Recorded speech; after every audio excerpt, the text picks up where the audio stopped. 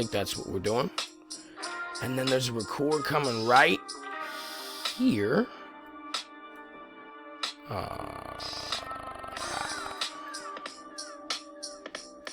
See, being gay, man. Don't be gay. Be straight with me. Alright, one more step, everybody, and then we're gonna talk some shit.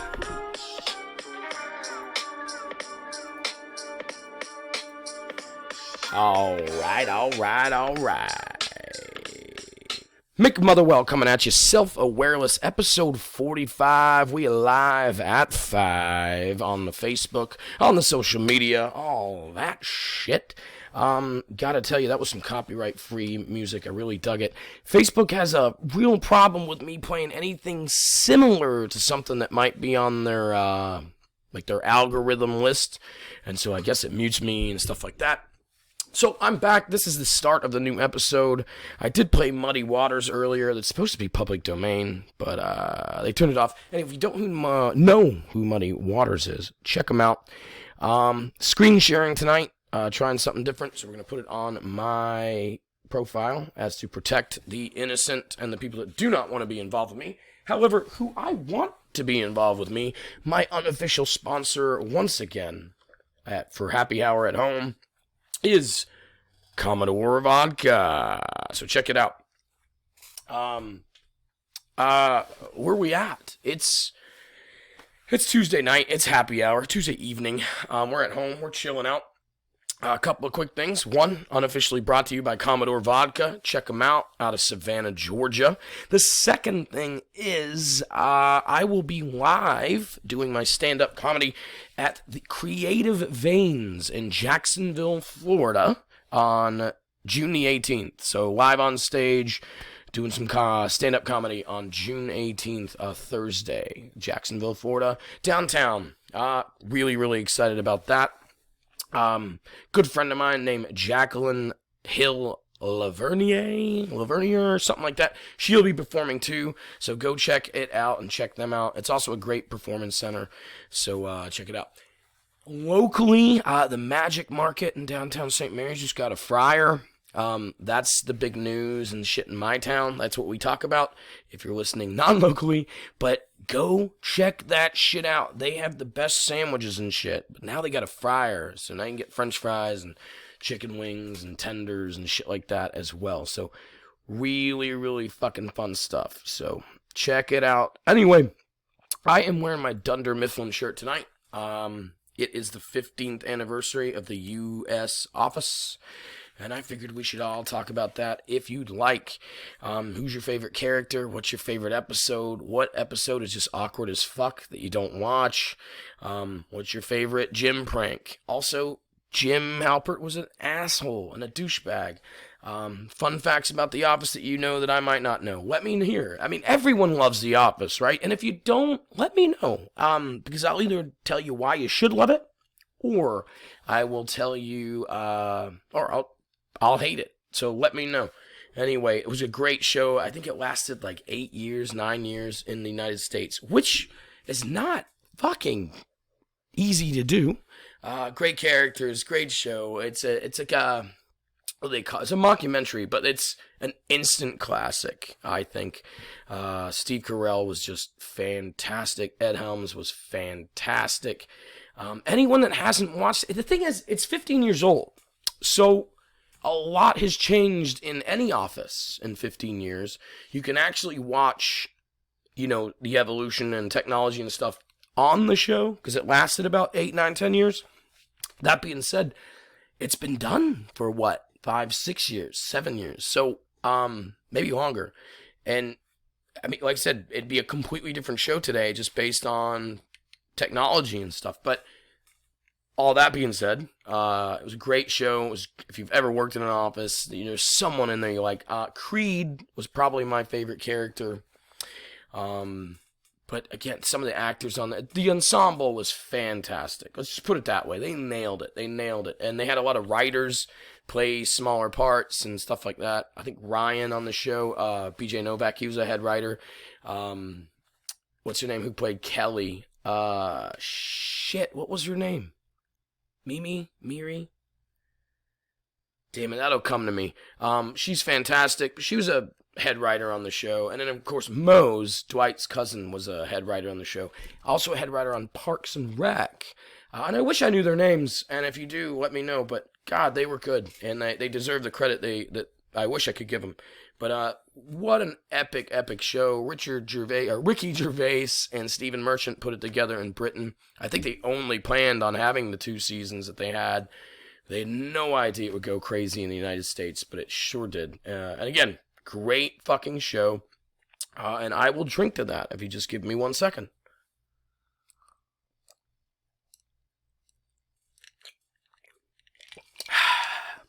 I think, I know that I've been guilty of it. And that's, a couple of my podcasts and or lives. I've been talking too much about politics and shit, right? We've been in lockdown. We're ready to laugh. And what better reminder to me, or could be, than The Office being like, hey, man, I know you've watched me a bunch, but it's our birthday. Let's talk about it. I would love to actually talk to you guys about it. So it is what it is. It's a Tuesday night. I fucked up my first go at this, so I lose listeners, if you will. Oh, fucking well. Let's talk about The Office fun facts. I brought that up earlier. And so there was something that was like 15 interesting things, 22 things you didn't know about The Office. So let's talk about it. Let's see if there is anything we actually don't know about The Office. So, if you're not an Office fan, I'm sorry. If you are, correct me, tune in. Like I said, who's your favorite character? What's your favorite episode? What's your least favorite episode? Blah, blah, blah, blah, blah, blah. Okay, Angela Kinsey was a phone operator for 1-800-DENTIST when she auditioned for the show. Very cool fact, I think. I mean, not something we can super talk about, in my opinion. But that's pretty cool. I don't know what that would entail, so yeah. Did you need a checkup and cleaning? Or do you have a specific dental problem today? Okay, so that's cool. Dope. She nailed her character. She was really, really... Look how beautiful she is, honestly. It's like, but she played a cold-hearted bitch most episodes, and that was cool. The temperature on set had to be kept at 64 degrees Fahrenheit. I don't know why. Let's see. Oh. Rainn Wilson claims that because Steve Carell had active sweat glands that could not ruin a shot. These are fun facts. That's pretty fucking crazy. Jim and Pam's first kiss was John Krasinski's first on-screen kiss. Well, that typically happens when you're like a fucking 20-something, on fucking TV. That's gay. I didn't care to know that. What an awesome guy. I do remember, and if you remember, some of the episodes did get weird, especially if you watch them retroactively, and there was a huge writer's strike. Like, one of my shows back then was like Nip Tuck and 24, and they sucked during that time. But anyway, Steve Carell's a writer. He called out of work sick, and again, he said it was because of a case of enlarged balls. Of course, it takes absolute large balls to call out from a job that's paying you a few $1,000,000 a year. Good for him, and good for the writers, because it is bullshit that, they don't get the credit they deserve or get paid what they deserve. So, a little more Commodore in my glass, and a little more Office fun facts. Phyllis Smith was an Holy shit. So anyone out there listening, remember Phyllis from The Office? By the way, I'm looking at a picture. She's lost a ton of weight. Looks good. Looks real good. Good for her. What was I saying? Phyllis, how do we say? I don't want to say unattractive or ugly. I mean, what a beautiful woman and a beautiful soul and a great actress, and her character was the sweetest. But to know that she was an NFL cheerleader and a burlesque dancer is a little, I don't want to say disturbing, a little shocking, a little surprising, right? Here's a quote. It was just the perfect job for me at the time. She told Yahoo of working with the St. Louis Cardinal cheerleaders. I really enjoyed it because I love football, so I was able to watch the game, dance, be there, and look cute guys across the field. So triple the threat there. What a cool chick. I mean, she's just funny and very humorous about it. You know, a lot of people, it's back then, it didn't have the respect that it has today, so she's probably objectified and shit, but she looks like a strong chick that was probably part of the movement, you know, to like stop objectifying it a little bit. I don't know. That's my assumption with Phyllis. She just seems like a cool chick. Again, my assumption here. Where are we? Okay, I am just going to continue this like it's a podcast. Don't care who's watching. Do care who's fucking listening. So, the computers in the office actually had internet. Again, don't care. I would assume between sets and between, like, takes, that why the fuck not would they be able to browse, like, ESPN and Pornhub and shit? You know, it makes sense. This is actually kind of crazy. Jim and Pam's proposal scene was the most expensive shot on the show. That's pretty crazy. Krasinski did not get down on one knee in front of a real rest stop. First of all, why not? Okay, it was like 250. Holy shit. 250K. Greg Daniels told the Washington Post. It's the most expensive and elaborate shot we've ever done, but it's also sort of the highlight of 5 years of storytelling. We found a gigantic parking lot behind a Best Buy, and our production team built a replica of the rest stop. That's fucking insane. Like, good for him, right? Like, that's pretty awesome. You know, it's a culmination, of 5 years of storytelling. So it's got to be expensive and good and perfect, and I really appreciate that. But that's why writers' strikes happen. You're paying $250,000 for your perfect shot, and you know you could have thrown $50,000 fucking bonus to the writers. You know what I mean? That's ridiculous. Could have found a fucking mom and pops. Rain's here every day. I told you. I've heard this. Rainn Wilson auditioned for the role of Michael Scott. I've heard that before. You know, good for him. You've got to fucking go for it. Space Force. Just right where we're at. What do you feel about Taji? I hope I'm pronouncing that correctly. Space Force. I seen it, but I had not seen the last episode, so I am one episode off of finished. I did like it. I thought their commitment to some of the accuracy and some of the actual things that go on was really cool. I'm not in the Navy. I don't hang out on base, so I don't know exactly how close that is. But I imagine there's definitely some kind of camaraderie and all that they got. I thought Malkovich was dope as fuck in it, and, as always. And then I also, like I said, they were kind of unbiased with the... Right, they were very unbiased with, like, they fucking, like, oh, the president's gonna tweet about this in 5 minutes. But then they also, like, I don't even remember the line, but they'd hit the liberals too. I mean, they just hated on the idiots. And I don't know, I enjoyed it. I don't know if I'd sell it to anybody. You know what I mean? But if you like it, you like it. And you, as Taji says, I fucking love John Malkovich. So that's, in my opinion, he just nailed it. He just really nailed it. And I'll also say, as cheesy as it is, and I think they've really rushed it. But I guess they maybe only thought they'd get one season. Is I do like the young black girl in it. I thought she was really cool character. Her only fault was they rushed her instead of, kind of letting her develop through a couple of seasons. But we don't know where they're gonna go. I'm sorry, I forgot to do shit like this. So I will just respond to this comment. You're damn right it's coming back, and I'm glad you are squirting, my friend. So, appreciate that. So, as promised, we just have to keep, and I'll speak with you and talk with you guys anytime.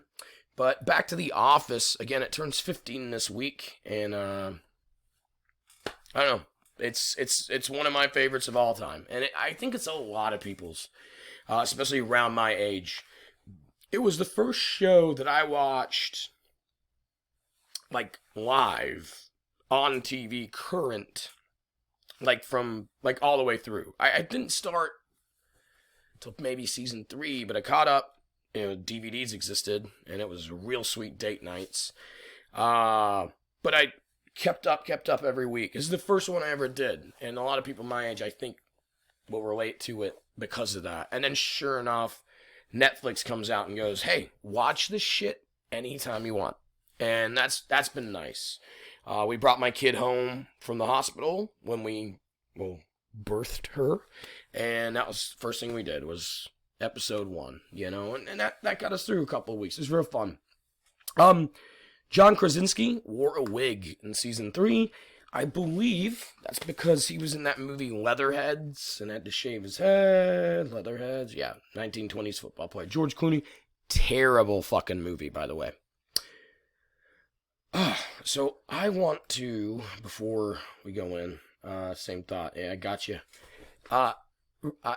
There's 2 episodes out there that I know and I feel that are really hard to watch. They make me real fucking uncomfortable. And that is Scott's Tots. Especially the first time, man. Like, Scott's Tots is unreal. And then the second one that's just pretty awkward is The Dinner Party. Fantastic writing, because it makes you feel so creeped out. The Dinner Party is the only script that was never rewritten. To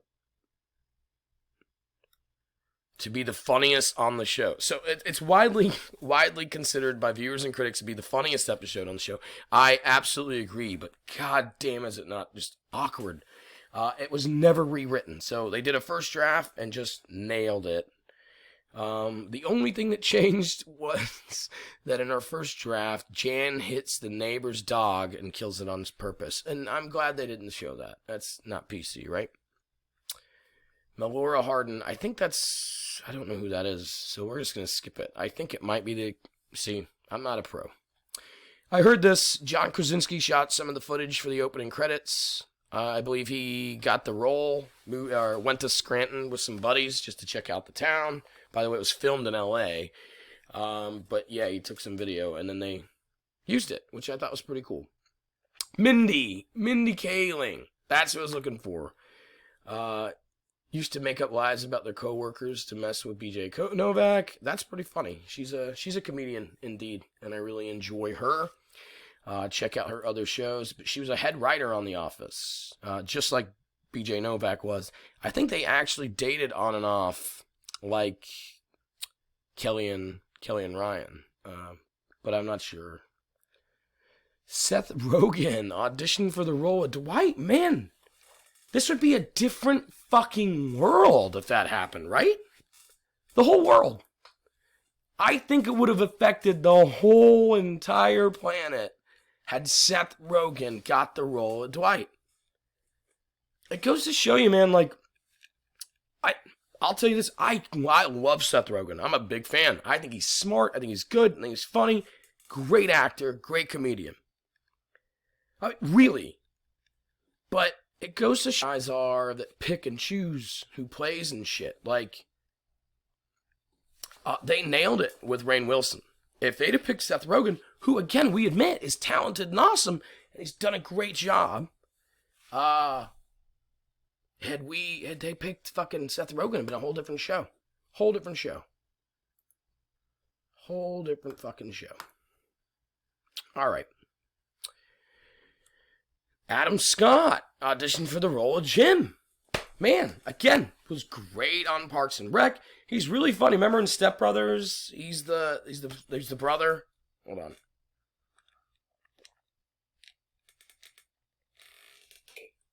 He was the weird agent in Eastbound and Down. Listen, Adam Scott's got a plethora and a great CV, but Yeah. Chris, I mean, again, that would have changed the world. Steve Carell improvises it. So, let's be honest, it looked like really awkward and very terrible timing. And Oscar sold the shit out of it, being awkward. And now that we know it's improvised, that was perfect. See, that's genius. Genius shit. John Krasinski almost sabotaged his own audition. Let's find out why. A man in the waiting room asked him if he was nervous, and Krasinski boldly responded, "I love the British show so much, and Americans have a tendency to just really screw these opportunities up. I don't know how I'll live with myself if they ruin it for me." Unfortunately for him, he was running his mouth to the executive producer. Now, that being said, I don't know, if you're a good fucking exec producer, yeah, well, this kid's got big expectations for the show, so, he's probably going to give it his fucking all. It sounds to me like it's dope. Phyllis Smith was an assistant casting director for The Office. I don't know how you get that job, but good for her. But the producers were drawn to her, so they wanted her to be on the show. Her line readings were so strong opposite actors, so she was like in the studio or in the audition feeding the actual auditioning people lines, and they loved her. So Phyllis Lappin Vance. Close your mouth, sweetie. You look like a trout. What's the other one when she says to Karen, like, "You got a lot to learn about this town, sweetie"? I don't know.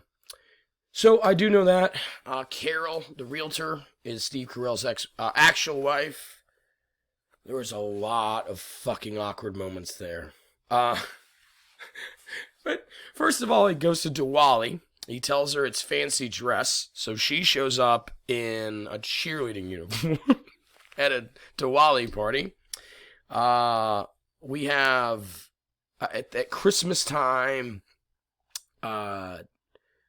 he sends a Christmas card out where it's a picture of her and her ex-husband and her kids, but he's photoshopped or copy and pasted a picture of his head on the dad's body. And that's oh my goodness. I don't know. It's just, she fucking nailed it. She absolutely fucking nailed it. Good for her. Real funny stuff. Jenna Fischer kept Pam's engagement ring. I've heard Jenna Fischer has been divorced like 4 or 5 times or some shit. I don't know. I could be 100% wrong. But I don't know. I just feel like, and she loved John Krasinski, who's married to Emily fucking Blunt. God, are those kids not going to be, like, big nose and all. It's like my kid's going to have, but those kids are going to be fucking gorgeous. These motherfuckers nailing it. Did anyone see The Quiet Place? I have to admit, I've heard a lot of cool shit. I haven't seen it. I don't have the fucking time to watch a movie with no dialogue. And I know it's supposed to be fucking dope. And I get that. But if, I have a 2-year-old. If I watch a film, it's typically mindless. So that I can do other shit and watch the kid and have the movie in back. So, I have not seen it. I've heard it's fucking awesome. He wrote it, directed it, all that shit. Cool shit. Anyway, Quiet Place. Check it out. I haven't. Anyway, I did hear she got divorced like 4 or 5 times. I don't know if that's true. I'm like, meh. She just kind of sounds like the person that would keep that ring. Do you know what I mean? If that makes sense. But she says it was a silver prop ring, so that's cool. Yep. Michael Schur as Mose. We touched on that earlier. He's one of the best characters on the show. Oh, this is the last one. Everyone choked up singing. Seasons of... Yeah, of course. I mean, the guy worked with them for fucking 8 years or whatever. Yeah, you're gonna fucking be sad when he leaves. Yeah. Thanks for fucking letting me know, Internet. Anyway, guys, I went through what I had to go through. This is what live is. Sometimes it lasts a while, sometimes it doesn't. That was The Office. And happy birthday to The Office. Check it out if you haven't. And if you don't like it, send me some shit. Let me know. Guys, as you see, I can screen share and do all this stuff. So send me your memes, the funny shit you see, just anything you want me to share, talk about, send it to me. And I can now pull it up and we can all talk about that shit together. I will be live June 18th at Creative Veins in Jacksonville, Florida. Come check me out if you'd like. It's not that funny. Just like micro penis is not fucking funny. You know, we can't help it. Guys, thanks so much. MickMotherwell.com. Check me out at Facebook.com/TheMickMotherwell or Mick Motherwell Comedy. All that being said, I love ya, and we will see you soon.